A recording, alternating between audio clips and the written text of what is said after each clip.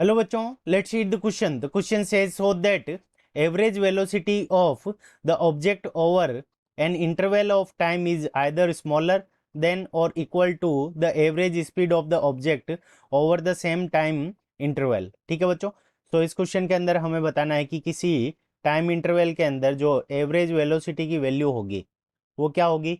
या तो average speed से इक्वल होगी या फिर एवरेज स्पीड से कम होगी उसी टाइम इंटरवल के अंदर। ठीक है बच्चों, तो इस क्वेश्चन को करने के लिए हम क्या करेंगे, सबसे पहले एवरेज वेलोसिटी की वैल्यू देखेंगे। ठीक है बच्चों, सो एवरेज वेलोसिटी।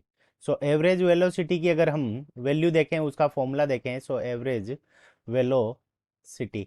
तो एवरेज वेलोसिटी की हमारी जो वैल्यू होगी वो क्या हो जाएगी, displacement displacement divided by time. ठीक है बच्चों, so displacement divided by time interval. ठीक है बच्चों, सो डिस्प्लेसमेंट डिवाइड कर देंगे हम इसको टाइम से, तो हमारे पास में वैल्यू क्या आ जाएगी, एवरेज वेलोसिटी की वैल्यू आ जाएगी। और इसी तरह से हम एवरेज स्पीड की अगर हम वैल्यू देखें, तो average speed. So average speed की जो हमारी वैल्यू होती है वो किसके ऊपर डिपेंड करती है, तो डिस्टेंस के ऊपर। ठीक है बच्चों, सो यहाँ से हमारे पास में जो एवरेज स्पीड की वैल्यू आ जाएगी वो आ जाएगी डिस्टेंस डिवाइडेड बाय टाइम।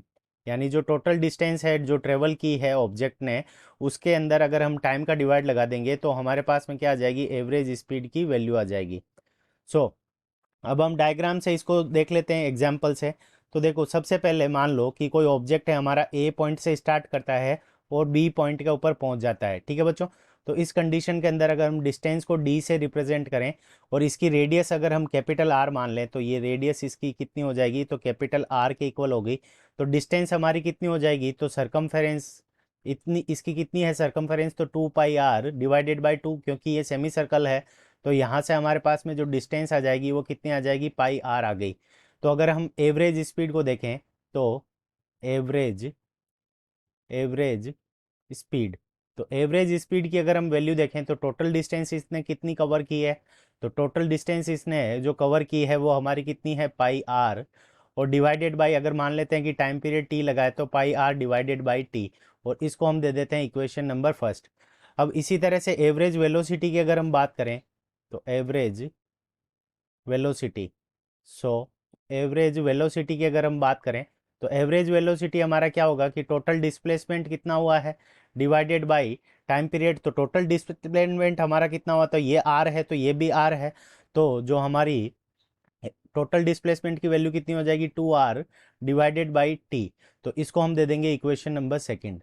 ठीक है बच्चों, अब यहाँ पे देखो पाई आर की जो वैल्यू है, पाई आर की वैल्यू क्या होगी, ग्रेटर देन 2 आर होगी। ठीक है बच्चों, क्योंकि पाई की वैल्यू 3.14 होती है और 3.14 की वैल्यू क्या हो जाएगी कि हमारी 2 से ज़्यादा होगी। तो उस कंडीशन के अंदर हमारी जो एवरेज स्पीड की वैल्यू होगी, तो एवरेज स्पीड एवरेज स्पीड की जो वैल्यू होगी वो क्या हो जाएगी कि एवरेज वेलोसिटी से ज़्यादा होगी। तो average speed is greater than average velocity. तो एवरेज स्पीड की वैल्यू हमारी किससे ज़्यादा हो जाएगी, एवरेज वेलोसिटी से ज़्यादा हो जाएगी। तो ये पहले केस के अंदर हमारी एवरेज स्पीड की वैल्यू एवरेज वेलोसिटी से ज़्यादा हो गई। अब दूसरा अगर हम देखें, तो ए बी, कोई पार्टिकल ए पॉइंट से स्टार्ट करता है और फाइनली वो कहाँ पे पहुंचता है, बी पॉइंट के ऊपर पहुंचता है। तो उस कंडीशन के अंदर इसकी जो एवरेज स्पीड होगी, तो स्पीड को अगर हम एस से लिख दें, तो स्पीड ए वी जी यानी एवरेज स्पीड। तो टोटल डिस्टेंस हमारी कितनी है, तो लेंथ ऑफ ए बी, तो ये ए बी के इक्वल, और डिवाइडेड बाय टाइम पीरियड कितना हो गया, टी। और एवरेज वेलोसिटी की देखें तो डिस्प्लेसमेंट भी हमारा कितना होगा, तो V A V ji, average speed को वी ए वी जी से लिख लिया। तो यहाँ पे टोटल डिस्प्लेसमेंट हमारा किसका होगा, तो ए बी के equal A B divided by time period हमारा कितना होगा, टी। तो इस कंडीशन के अंदर स्पीड, एवरेज स्पीड की जो वैल्यू है, average speed S A V जी की जो वैल्यू है वो वी एवरेज के इक्वल है, यानी वी ए वी जी। तो इस कंडीशन के अंदर दोनों की वैल्यू हमारी क्या है, इक्वल है। तो इस केस के अंदर दोनों की वैल्यू क्या हो गई, इक्वल हो गई। तो जब पाथ क्या होगा, स्ट्रेट लाइन होगा, तो उस कंडीशन के अंदर जो एवरेज स्पीड की वैल्यू और एवरेज वेलोसिटी की वैल्यू क्या होगी, इक्वल होगी।